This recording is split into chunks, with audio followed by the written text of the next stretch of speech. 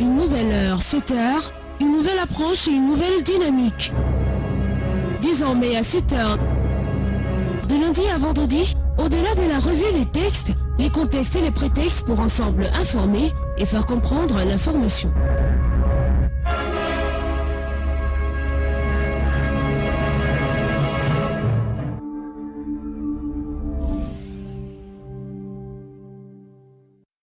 Il est 7 heures passées de quelques poussées de minutes sur l'étendue du territoire national. C'est justement l'instant de retrouver Jean-Jacques Zé pour la revue de presse de ce matin. Monsieur, bien le bonjour et bon début de semaine. Bonjour Pibayron, bonjour Sidoine Bonkam. On salue tous nos amis téléspectateurs et les auditeurs des radios qui nous accompagnent tous les jours. Ça va? Vous avez passé un magnifique week-end? Week-end de travail du côté de Djendé 1 dans l'arrondissement de Doumentan. Vous savez, on est en train de préparer le congrès qui se tient au mois d'août prochain. Donc nous y étions pour essayer de mettre les petits plats dans les grands afin de réussir ce défi. En tout cas, ravi de vous retrouver ce lundi matin. On va souhaiter une bonne fête à tous ceux qui portent le magnifique prénom de Ulrich, puisqu'ils sont à l'honneur ce jour. Bonne fête à tous ceux qui portent ce prénom. Vous en connaissez quelques-uns, Jean-Jacques? On va réviser tout à l'heure. Je crois qu'on doit en connaître. Bon, peut-être ça nous échappe. Quelques-uns. Et on va tout de suite aller avec la revue de presse et on commence par défis actuels.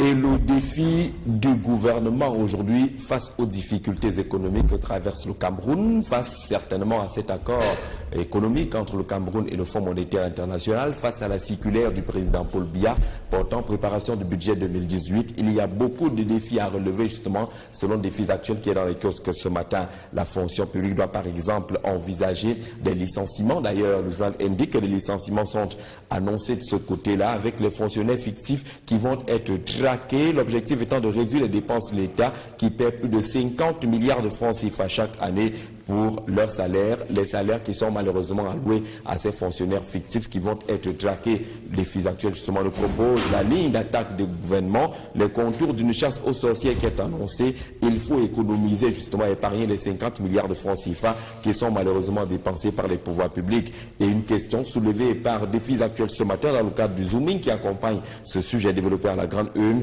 Pourquoi Paul Biya prescrit le comptage des fonctionnaires? Parce que l'un des aspects soulevés par la circulaire du chef de l'État appelle au comptage physique des fonctionnaires. Le chef de l'État veut mettre fin au phénomène de fonctionnaires fictifs afin de réduire les dépenses de l'État en termes de budgétisation de la masse salariale au sein des administrations publiques. Quelques difficultés sont cependant annoncées et énoncées par défis actuels ce matin, mais il est clair aujourd'hui que l'opération de dégraissage des effectifs de la fonction publique est pleinement et sereinement envisagée par les pouvoirs publics. En parcourant la presse ce matin, on verra également qu'on parle de la possibilité de réduction des effectifs du côté des Camerco, même si d'autres parlent également de ce côté-là, plutôt de la réduction du salaire. L'ambition étant toujours la même du côté de la compagnie aérienne nationale du Cameroun, réduire les effectifs, mieux encadrer les effectifs pour réduire les dépenses qui s'annoncent et qui apparaissent comme étant futiles de ce côté-là. Il parle également, Cameroun Tribune, de ces sujets d'actualité ce matin, avec réduction du train de vie de l'État, les subventions qui sont appelées à être allégées.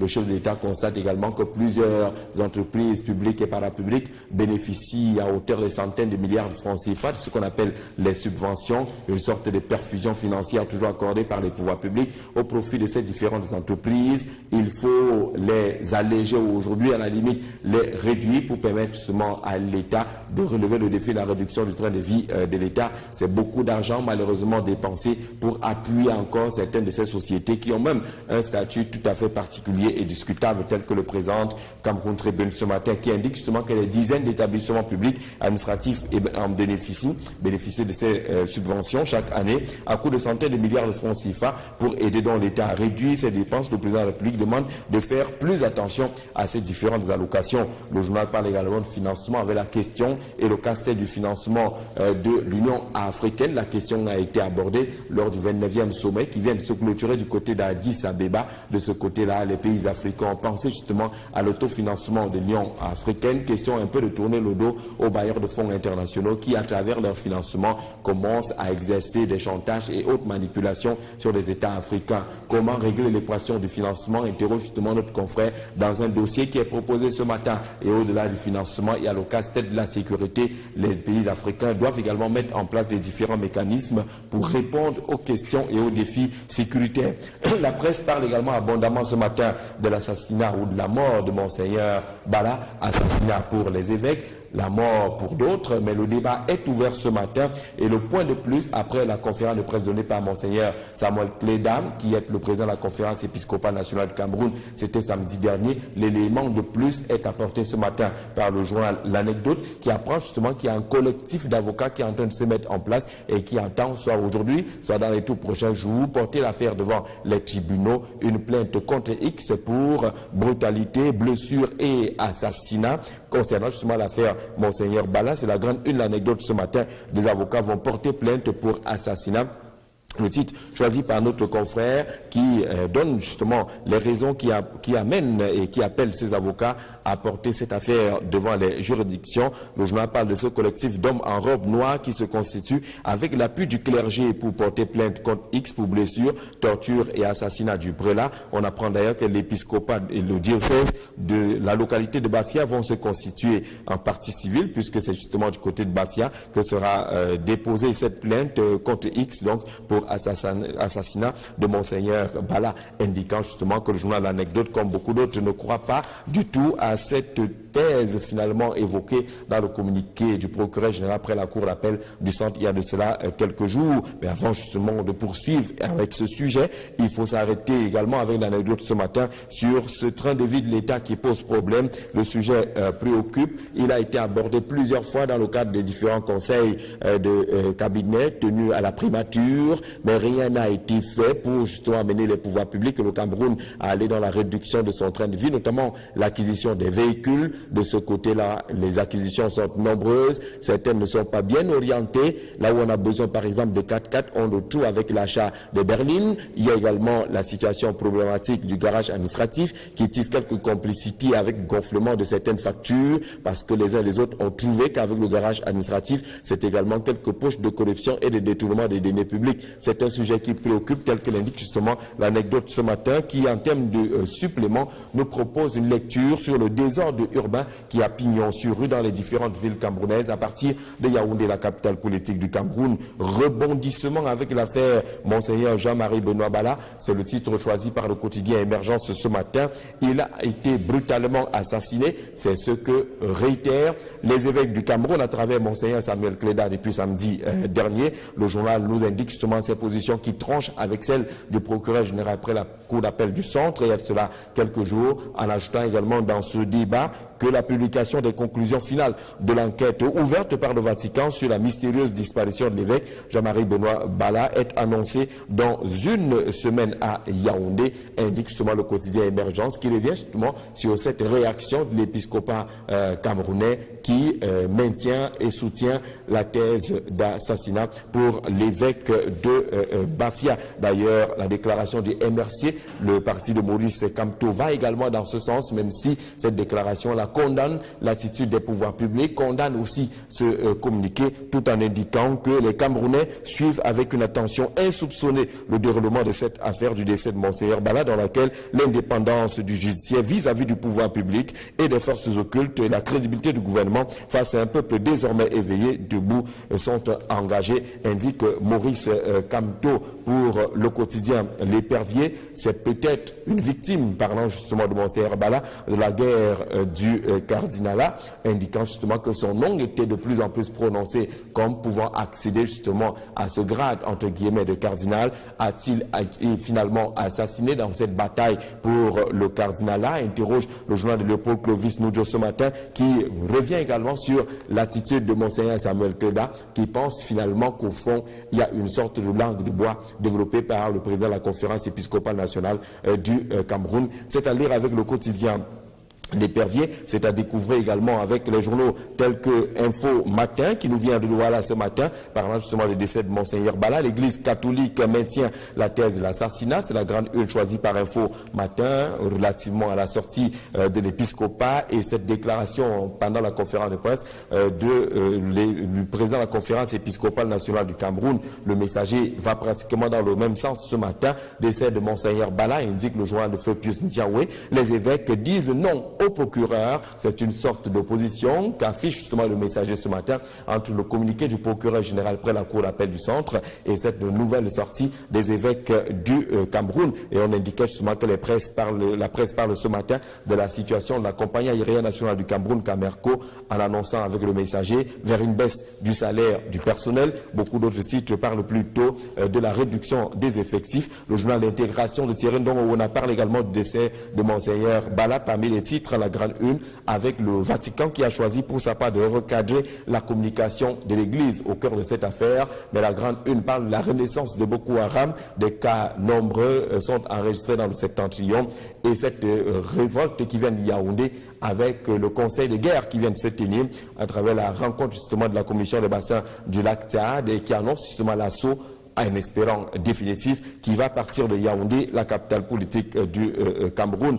Autre problème soulevé par la presse ce matin, c'est le piratage informatique et le Cameroun qui est exposé à ce piratage informatique parce que vulnérable, parce que ne détenant pas une législation mais également des moyens techniques. Ces mutations qui en parlent en sa grande une ce matin pour repousser les attaques de la piraterie informatique. C'est la grande une de mutation. Le Cameroun reste exposé, il est vulnérable, n'a pas encore des moyens, même si le journal nous propose quelques pistes justement pour répondre à cette préoccupation. Et vous verrez également que le journal s'intéresse au décès de Monseigneur Bala et le même titre choisi par plusieurs ce matin, l'Église catholique maintient la thèse de l'assassinat. L'œil du Sahel, pour sa part, nous présente la situation de l'aéroport international de Garoua. Son état menacerait la CAN 2019. Le ministre des Transports, Edgar Alem-Bengo, vient d'effectuer une descente sur le terrain, même si dans certains journaux on indique que les informations sont plutôt rassurantes de ce côté-là. Mais l'œil du Sahel sur place indique que la CAN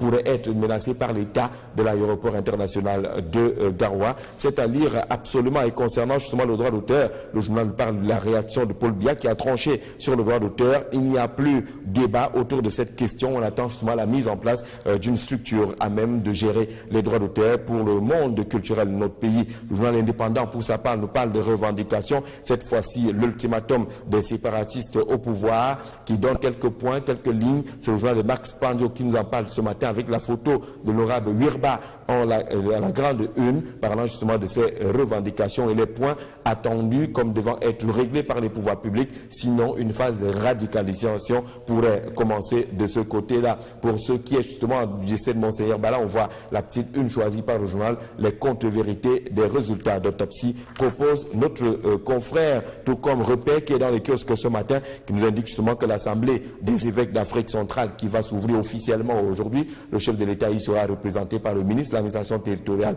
et la décentralisation qui va tenir un discours au nom du chef de l'État. Dans tous les cas, cette session est marquée par le fantôme de Monseigneur Bala qui influence les travaux. Le fantôme de Monseigneur Bala hante les assises, indique le journal Repère qui est dans les kiosques ce matin. Déjà les premières rencontres, les premiers échanges entre les évêques d'Afrique centrale indiquent justement que le sujet est difficilement évitable autour de cette question. Repère parle également de cette crise anglophone et l'appel qui vient du Parlement camerounais, l'appel des parlementaires du Nord-Ouest et du Sud-Ouest au dialogue national. C'est ce que retient également Repère. Tout le monde a pratiquement suivi cet appel qui indique justement, pour sortir de la crise anglophone, la nécessité d'un dialogue national. Beaucoup de titres reprennent d'ailleurs cette information qui vient du Parlement camerounais, proposition de sortie des crises venant justement de ces parlementaires. On va le voir par exemple avec des journaux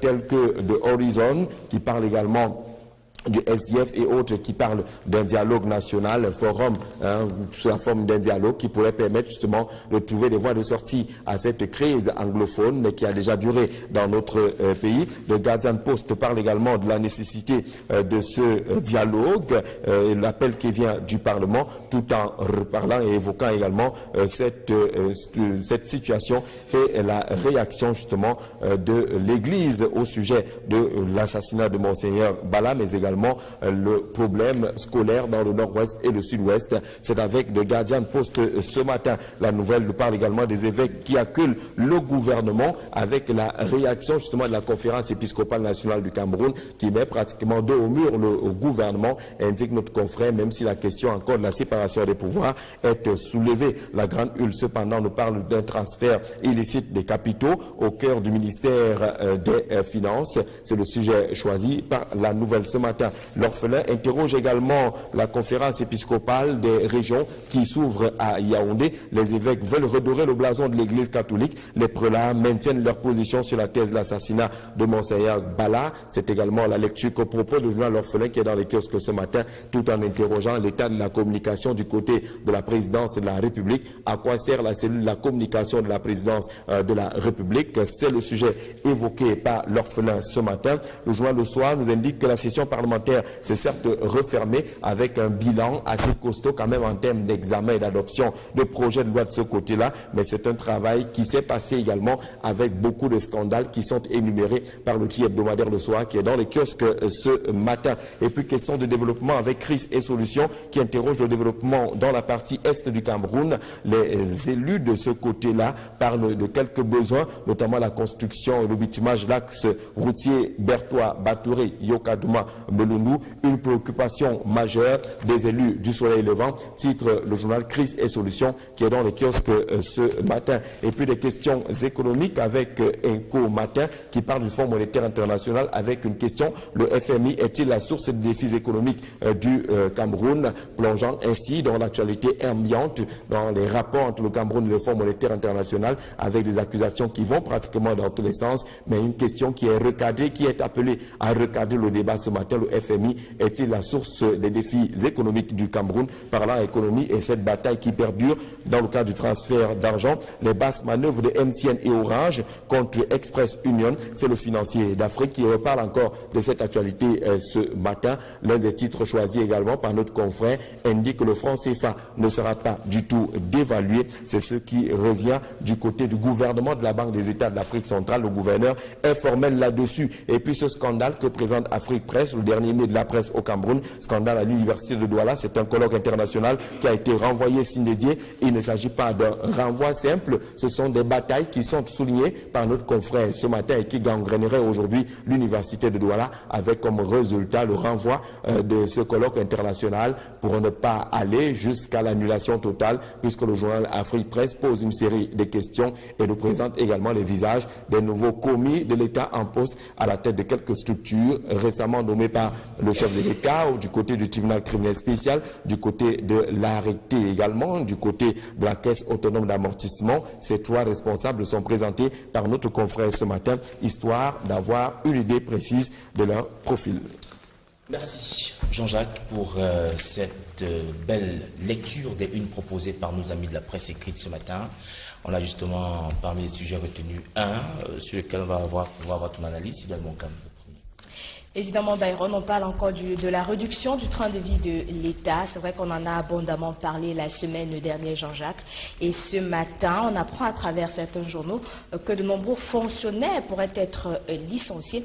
Mais ce qu'on aimerait savoir, c'est si c'est véritablement la solution pour essayer de mettre un terme à ce phénomène, justement, qui perdure dans nos administrations publiques.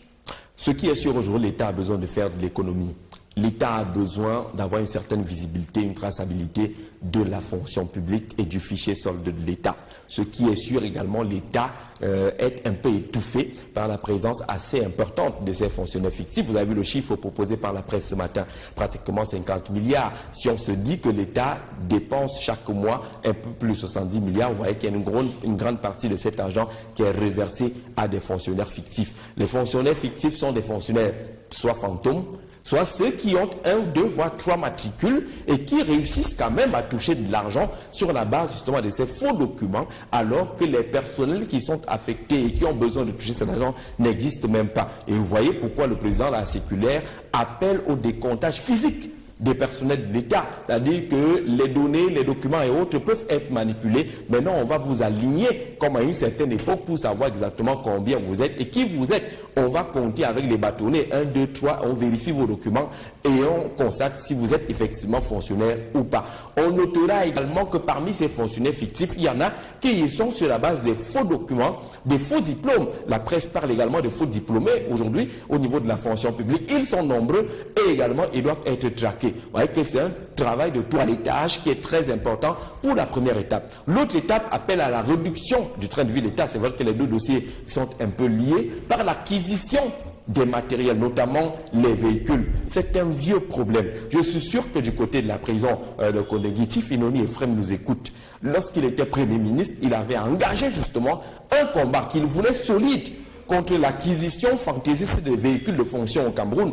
Il avait fait quelques descentes à la pause centrale, on a saisi quelques véhicules qu'on a conduits au garage administratif, l'opération a disparu comme elle était née, on n'a plus entendu parler de cette opération, parce qu'il y aurait eu des pressions, parce qu'il y aurait eu de la manipulation, parce qu'il y aurait eu des consignes qui seraient venues on ne sait d'où. L'opération a disparu et tranquillement, l'État a continué à acheter des véhicules de grand luxe, on dirait de super grand luxe. Puis Byron, un ambassadeur des États-Unis au Cameroun, parce que les États-Unis aident souvent les GIC au Cameroun. Généralement, la enveloppe tourne autour de 80 millions de francs CFA. Avec ces 80 millions de francs CFA, on a plus 150 GIC au Cameroun qui sont recrutés au nord, à l'extrême nord, à l'est, ainsi de suite. On repartit les 80 millions pour leur permettre justement de développer leurs petites activités. 80 millions, c'est le montant d'un seul véhicule qu'utilise un directeur dans l'administration centrale au Cameroun. Un directeur a un véhicule qui coûte 80 millions et un peu plus l'argent que les États-Unis, eux, ils utilisent pour aider naturellement le petit Camerounais à travers les GIC. Vous imaginez 150 GIC, ça fait beaucoup de familles qui peuvent être soutenues. Mais c'est l'argent de quelqu'un pour un seul véhicule CA.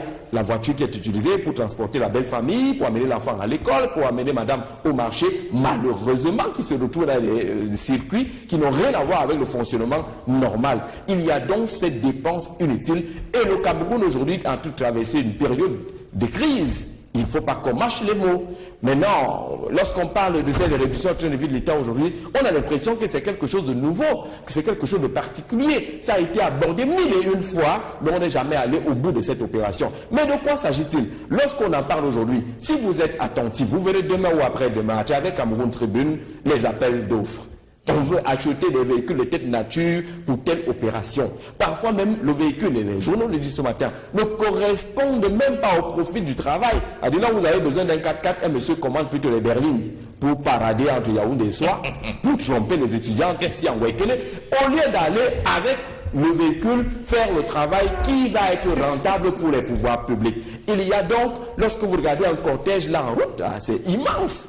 Un seul directeur, c'est une série de véhicules, parfois avec juste les chauffeurs et les bons de carburant qui sont ainsi dépensés. Je pense que c'est un combat qui ne peut pas être, qui ne doit pas être extraordinaire parce que l'État seul peut le faire. On n'a pas besoin d'aller chercher les experts de Interpol et consorts pour trouver une solution à la réduction du train de vie de l'État. Au niveau de la poste là, comme l'a fait l'ancien ministre là, ou alors il faudrait que l'État mette sur pied une petite commission, une cellule qui sera chargée de recenser, de récupérer tous les véhicules là, parce que si vous allez dans les parkings des ministères en ce moment à partir de 9h, 10h, vous allez voir les CA, même les simples secrétaires. Le malheur justement, c'est que le Premier ministre à cette époque s'était attaqué aux conséquences. Il avait oublié les causes. Les causes, c'est justement qu'il y a un gros filet transparent dans la gestion du budget au Cameroun. Il y a un gros, j'allais dire, beaucoup de mensonges dans la constitution des dossiers. A dit qu'on gonfle tout pour avoir ci ou ça, alors même que les besoins n'appellent pas à ce genre d'acquisition. C'est des acquisitions, j'allais dire, de luxe. On dépense beaucoup. Il y a dans ce pays ce qu'on appelle les frais de bouche. C'est-à-dire que vous voyez un département ministériel jusqu'à la présidence de la République qui prévoit beaucoup de milliards pour les fêtes. Conférences des personnels centraux et extérieurs, on fait une grande fête, un grand buffet, il y a un service traiteur, il y a une jolie demoiselle qui gagne tous les marchés. Avec ce service traiteur là, c'est beaucoup d'argent. Chaque année, on change les mêmes rideaux. les mêmes moquettes et c'est toujours l'argent qui est dépensé. Et vous verrez que c'est les mêmes gens qui gagnent les mêmes marchés. Soit c'est les copines, soit c'est les cousins, soit on aide quelqu'un quelque part, soit c'est les prêtres, non, ou c'est l'épouse même. Rien de concret et rien de sérieux. A-t-on besoin de changer les rideaux d'un bureau chaque année, chaque 6 mois, ainsi de suite? Il y a beaucoup de dépenses comme ça qui ne doivent pas marcher. Je suis sûr que si on met une véritable pression, si on met une véritable opération, on verra qu'on va réduire, on va beaucoup réduire les dépenses au Cameroun et peut-être qu'on pourra investir ailleurs.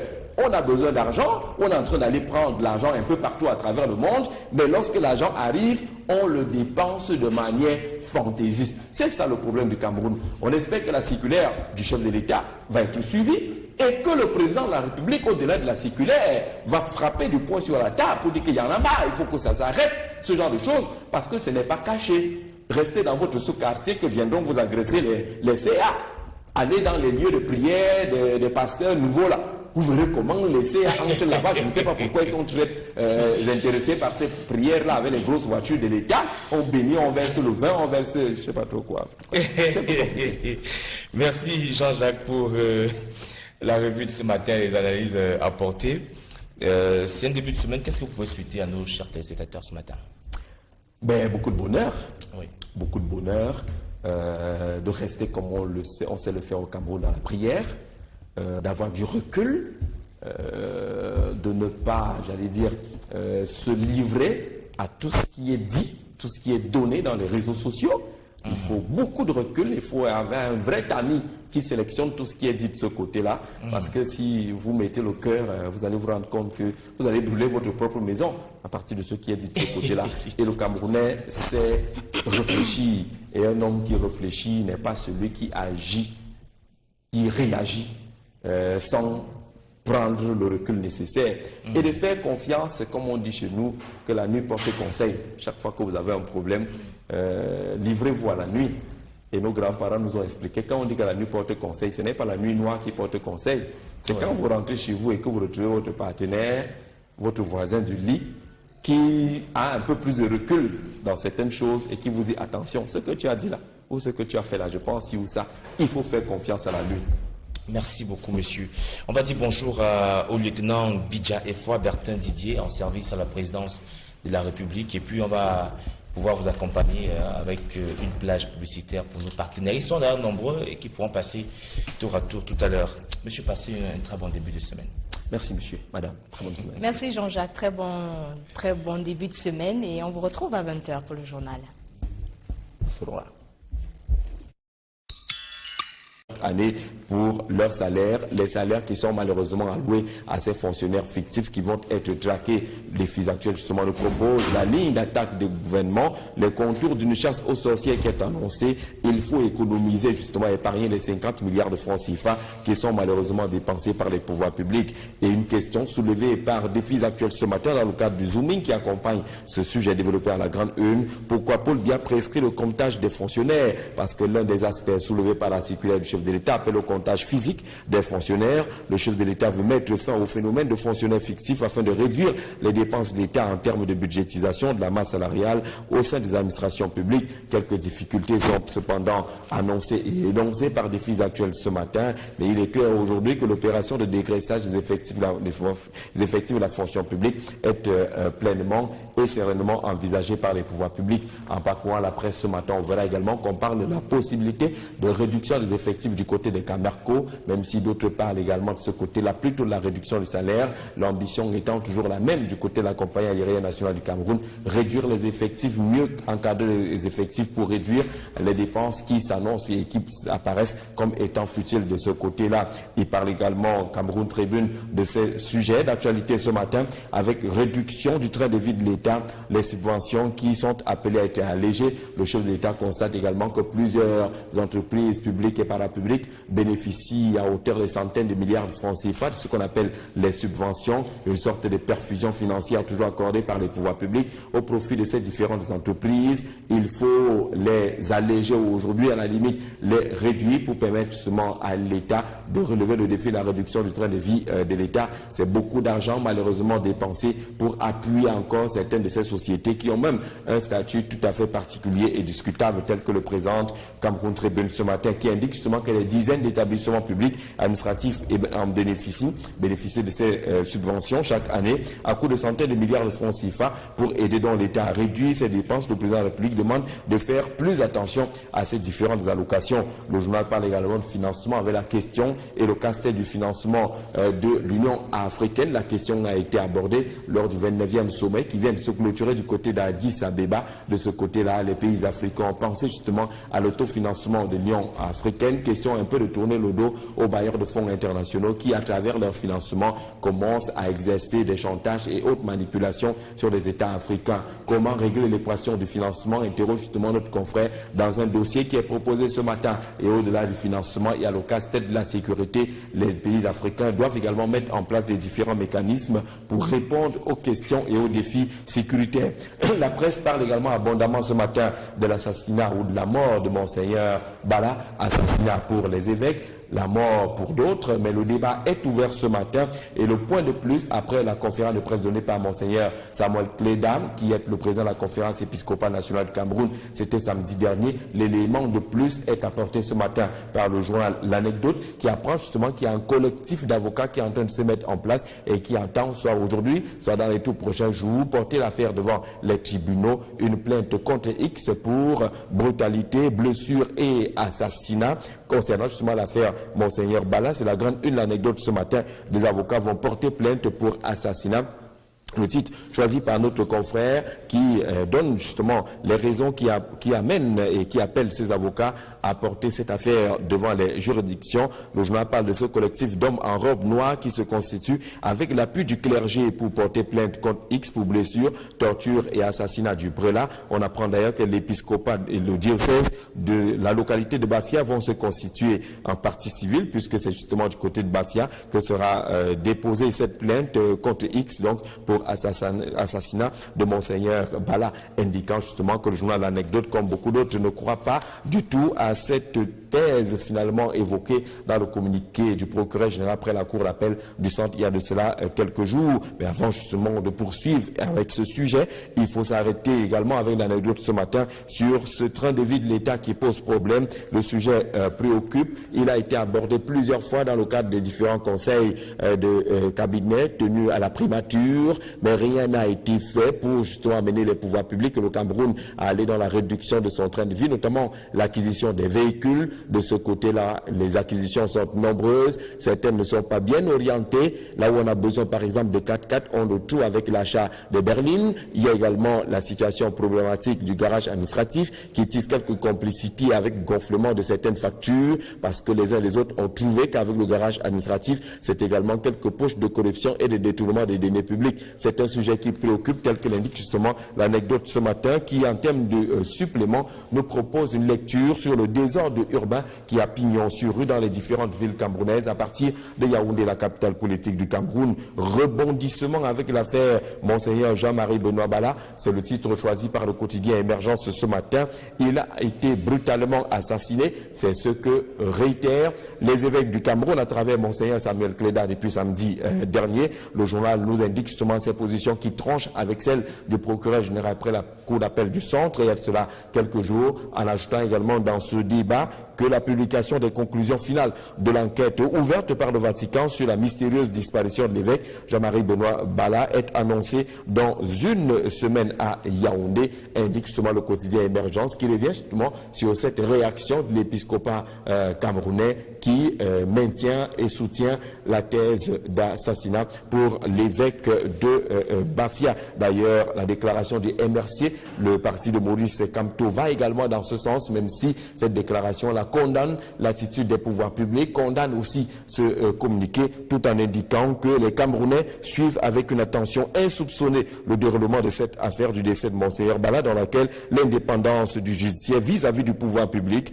et des forces occultes et la crédibilité du gouvernement face à un peuple désormais éveillé, debout, sont engagés, indique Maurice Camto pour le quotidien L'Épervier. C'est peut-être une victime, parlant justement de Monseigneur Bala, de la guerre du cardinalat, indiquant justement que son nom était de plus en plus prononcé comme pouvant accéder justement à ce grade, entre guillemets, de cardinal. A-t-il finalement assassiné dans cette bataille pour le cardinalat? Interroge le journal de Léopold Clovis Noudjo ce matin, qui revient également sur l'attitude de Monseigneur Samuel Keda, qui pense finalement qu'au fond, il y a une sorte de langue de bois développée par le président de la conférence épiscopale nationale du Cameroun. C'est à lire avec le quotidien L'Épervier. C'est à découvrir également avec les journaux tels que Info Matin, qui nous vient de Douala ce matin, parlant justement du décès de Monseigneur Bala. L'Église catholique maintient la thèse de l'assassinat. C'est la grande une choisie par Info Matin relativement à la sortie de l'épiscopat et cette déclaration pendant la conférence de presse du président de la conférence épiscopale nationale du Cameroun. Le messager va pratiquement dans le même sens ce matin. Décès de Monseigneur Bala, indique le journal de Feu Pius Ndiaoué. Les évêques disent non au procureur. C'est une sorte d'opposition qu'affiche justement le messager ce matin entre le communiqué du procureur général près la cour d'appel du centre et cette nouvelle sortie des évêques du Cameroun. Et on indiquait justement que la presse parle ce matin de la situation de la compagnie aérienne nationale du Cameroun, Camerco, en annonçant avec le messager vers une baisse du salaire du personnel. Beaucoup d'autres sites parlent plutôt de la réduction. Une nouvelle heure, 7 heures. Une nouvelle approche et une nouvelle dynamique. Désormais à 7 heures, de lundi à vendredi, au-delà de la revue, les textes, les contextes et les prétextes pour ensemble informer et faire comprendre l'information.